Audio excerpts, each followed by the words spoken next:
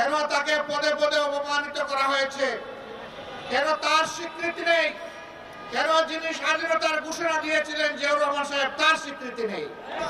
আমরা জাতি হিসাবে কৃতজ্ঞ জাতি, কিন্তু একটা দল, বিশেষ করে একটা গোষ্ঠীও না, একটা পরিবার জাতিকে কৃতজ্ঞতা ভুলিয়ে দিয়েছিল। স্বাধীনতার সমস্ত অবদান, ক্রেডিট হাইজ্যাক করে একটি পরিবারের সম্পত্তিতে পরিণত করা হয়েছিল। বাংলাদেশকে তারা তাদের জমিদারি মনে করে নিয়েছিল। জনগণকে তারা তাদের প্রজা এবং ভাড়াটিয়া বানিয়েছিল। আমাদের সন্তানদের মুখের গ্রাস কেড়ে নিয়েছিল। মেধাকে পায়ের তলে দলন করে ক্যাডার ভিত্তিক বাংলাদেশে গঠন করার চেষ্টা করেছিল। সম্মানিত ভাই ও বন্ধুগণ, এরকম একটি বিজয় দিবস আজকে জনগণের মাথায় মাথায় লাল এবং সবুজের টুপি। এই সবুজ হচ্ছে বাংলাদেশের সবুজ জমিন, লাল হচ্ছে আমাদের শহীদদের রক্ত।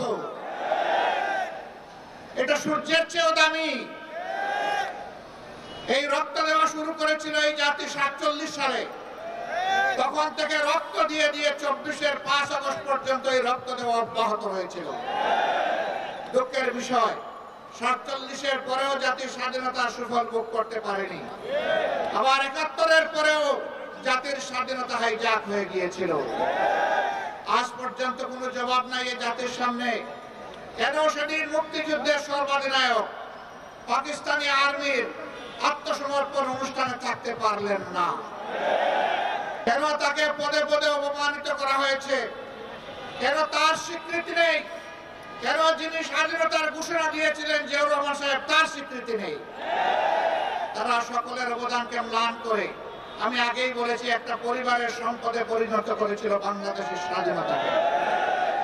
মুক্তিযুদ্ধের চেতনার নামে তারা জাতিকে শোষণ করেছে, ধোঁকা দিয়েছে, জাতির উপর জুলুম করেছে, জাতির অধিকার কেড়ে নিয়েছে, জাতিকে দাসে পরিণত